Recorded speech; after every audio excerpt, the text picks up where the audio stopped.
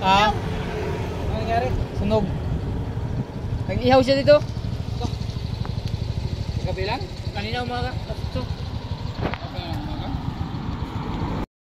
What's up mga Lods? This is Legendary TV, muling nagbabalik. So for today's video mga Lods, meron tayong pag-uusapan na regarding sa mga motor natin. So kung napapansin nyo, bakit nasusunog yung mga motor natin, bakit biglang lumiliyab yung motor natin, minsan nagugulat na lang tayo, bigla na lang umapoy yung motor natin dito sa ilalim dito. So yun ang alamin natin mga Lods sa videong ito. So kung bago ka pa lang dito sa ating channel mga Lods, hinikayat kitang mag-subscribe, follow, yan, like and share na rin, and hit mo yung bell button, no? I-all mo na para lagi kang updated sa ating bagong upload at bagong tips na isi-share dito sa ating channel. So yun, let's go mga Lods.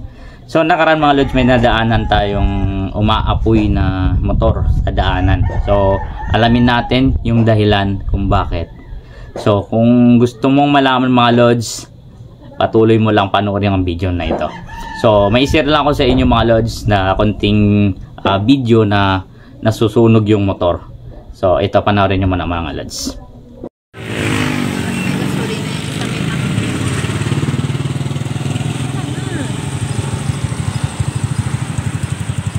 Magsabog ba yung para na?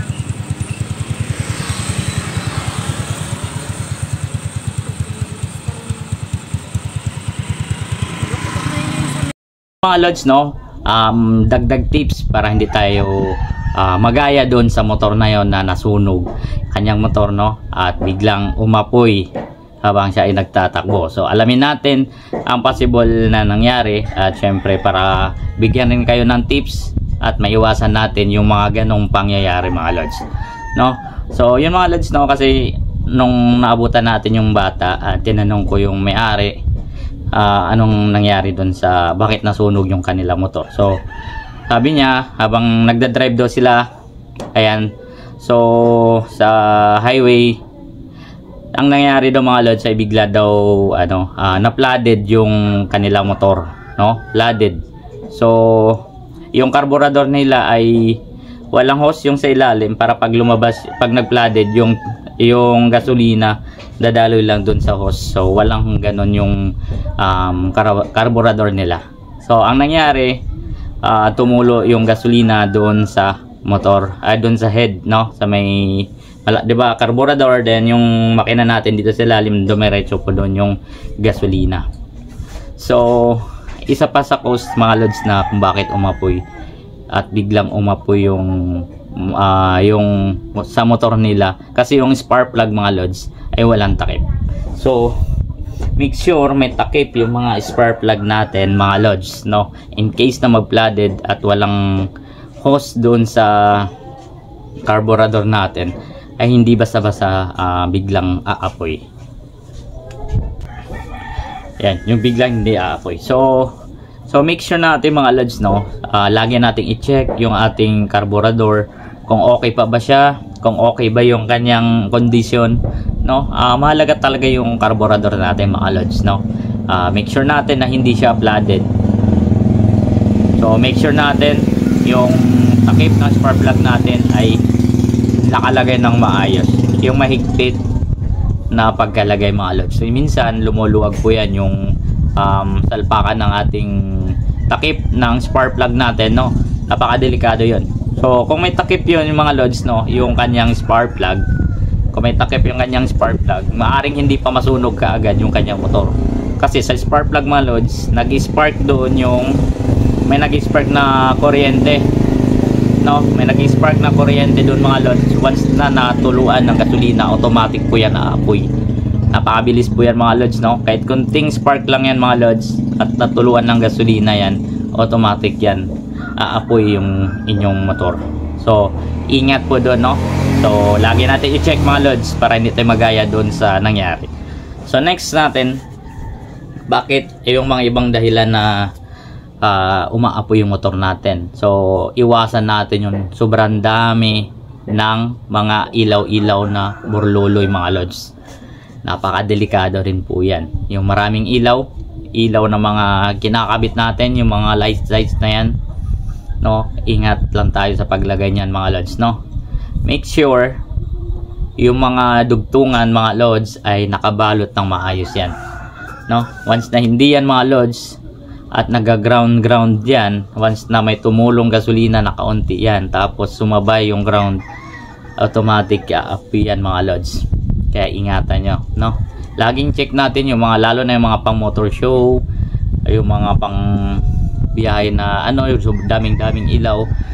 Minsan nag-overload na po yung ilaw natin, so minsan hindi na nakaya. Minsan nakakabit natin yung mga wire na local lang, mabilis masira yung kanyang balat, so napakadelikado po yun, no. Laging check natin yung mga wirings natin. So syempre mga lods, yung gas lane natin, yung hose na galing tangke na may hose papuntang carburetor, check din po natin lagi, no. Baka minsan nginat-ngat na ng mga daga yan, manipis na, may mga crack na, so hindi natin na-check.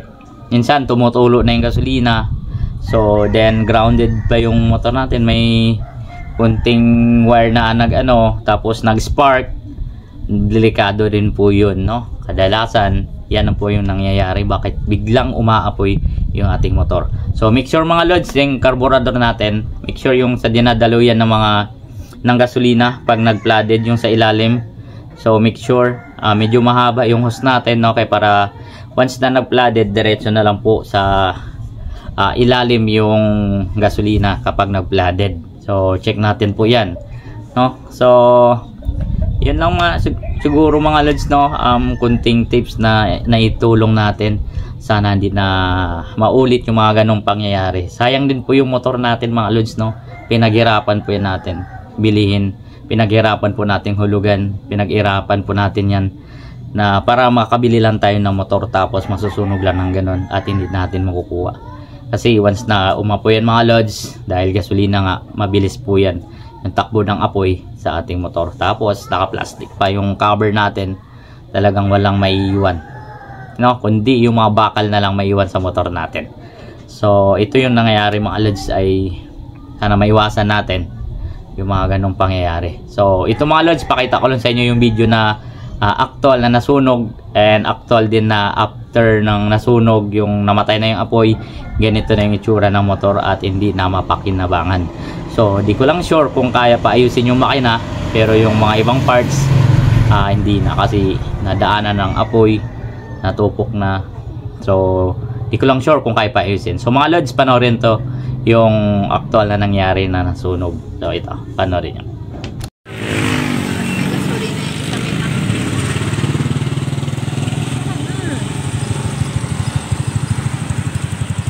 Magsabog ba yung para na?